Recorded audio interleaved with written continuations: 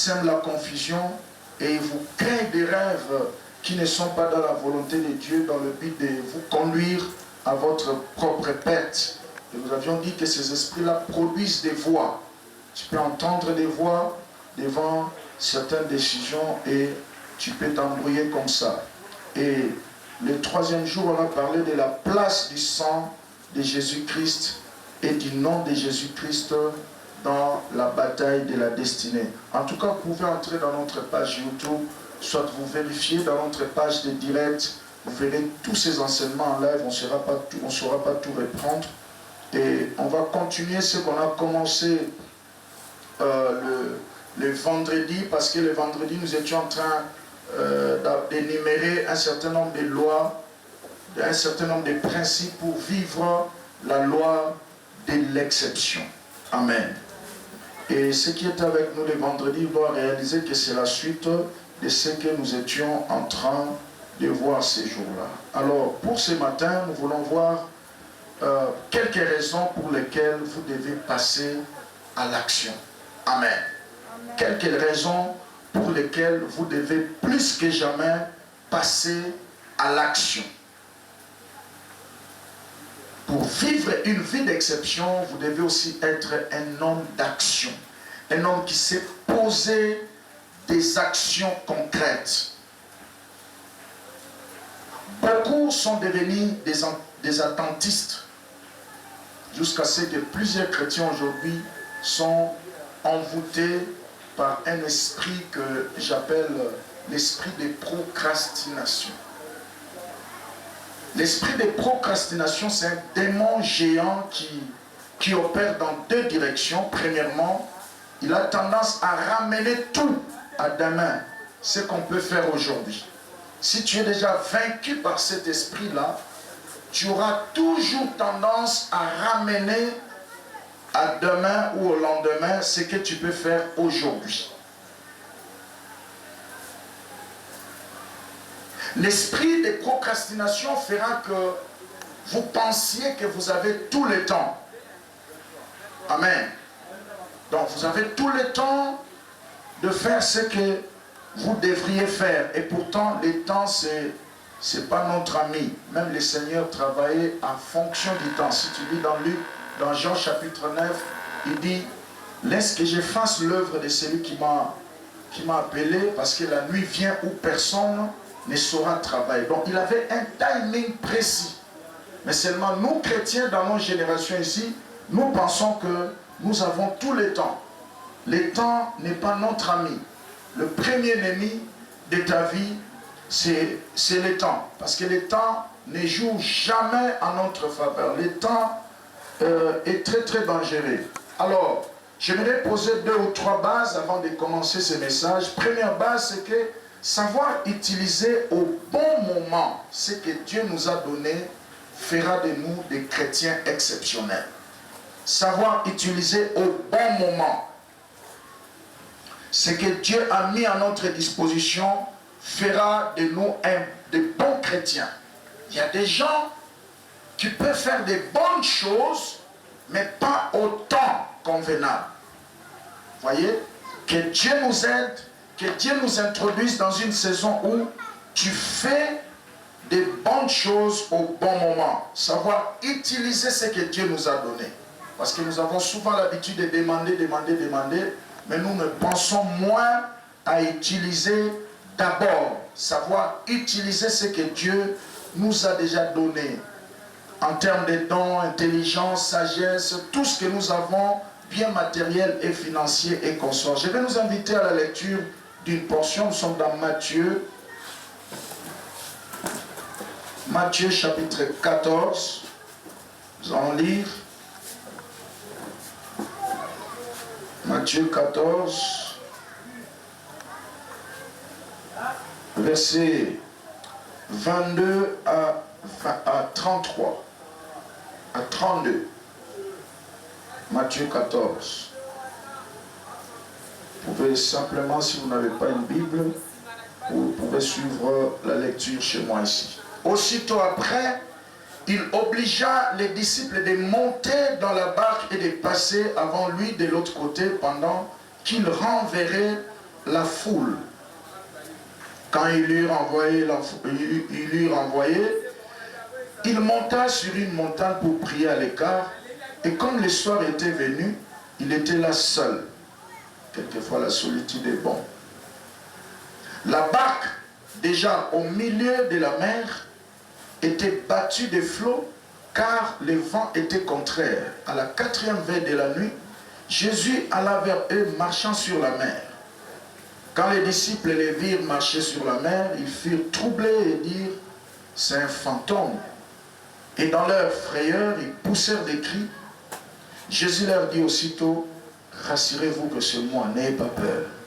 Pierre lui dit « Seigneur, si c'est toi, ordonne que j'aille vers toi sur les eaux ». Et il dit « Viens ».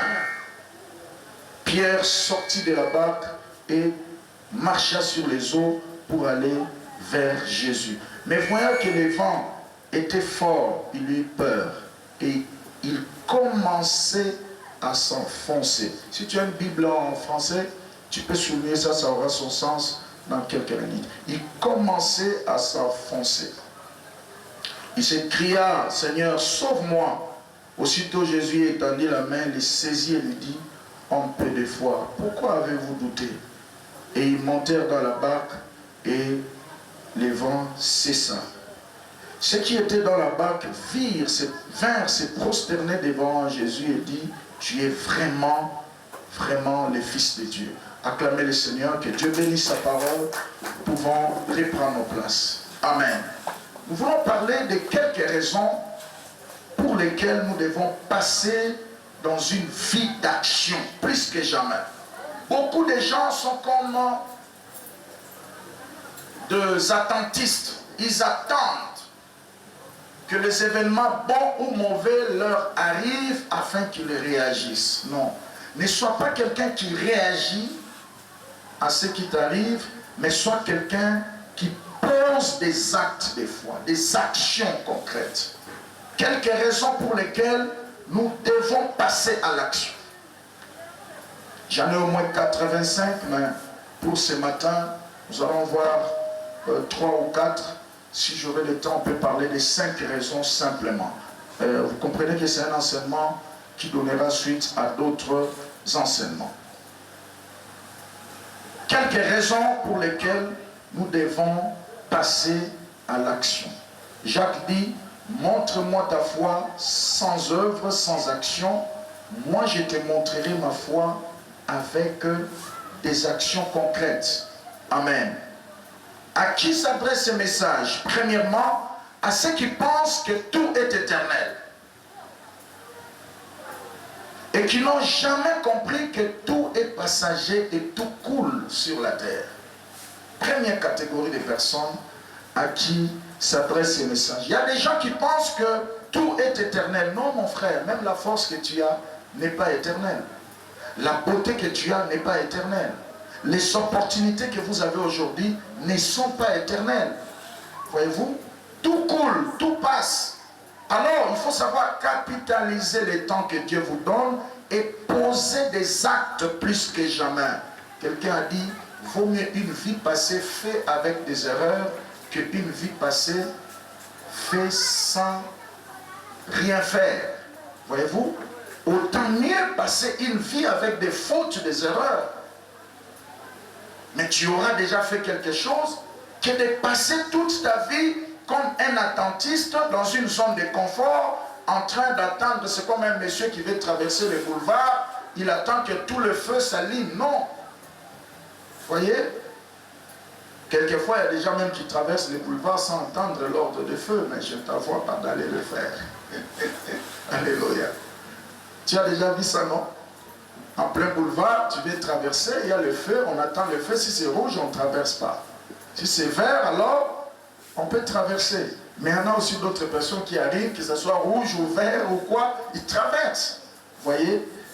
Ça, c'est aussi notre lecture des choses. Première catégorie, je l'ai dit tantôt, à ceux qui pensent qu'ils ont tout le temps. Ils pensent que tout est éternel. Non, tout n'est pas éternel. La force que tu as aujourd'hui, après 10 ans, 15 ans, tu oseras faire les mêmes choses, mais le corps te dira, écoutez, messieurs, tu n'as plus 17 ans. Hein? Tu oseras faire, les corps te dira, écoutez madame, tu n'as plus 20 ans. Ok? Donc tu dois saisir le. Deuxième catégorie sont ceux qui hésitent et qui attendent. Les hommes parfaits, soit que tous les éléments soient réunis. Amen. Il y a des gens qui sont comme ça. Il attend pour poser des actes. Il attend que tout soit réuni, tous les éléments soient là. On les appelle les perfectionnistes.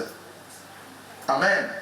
Il ne peut pas faire quelque chose si tous les éléments sont réunis. Là, c'est très très dangereux.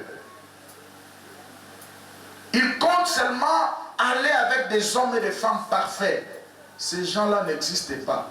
Ils ne sont pas encore nés. Et jusqu'à ta mort, tu ne les verras jamais.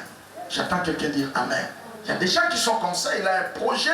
Dieu lui a mis en cœur des pensées qui pouvaient changer sa vie. Mais il veut attendre de travailler avec des gens qui sont parfaits, des gens qui ne commettent pas des erreurs. Laissez-moi vous dire, même dans l'équipe ceinture de Jésus, ses disciples n'étaient pas parfaits. Vous voyez? Il y avait autour de Jésus des gens de toutes sortes. Thomas était là, un homme incrédule. Mais il était toujours là. Judas était un voleur. Pierre, autrefois, avait régné le Seigneur. Pour ne citer que cela. Vous voyez? Mais le Seigneur avait une vision. Il avait un point dans le futur. Je vais emmener ces gens-là. Ça, c'est très important. Troisième catégorie de personnes à qui s'adresse ce message. À ceux qui veulent se décourager suite aux échecs qu'ils enregistrent pendant qu'ils posent certaines actions. Amen.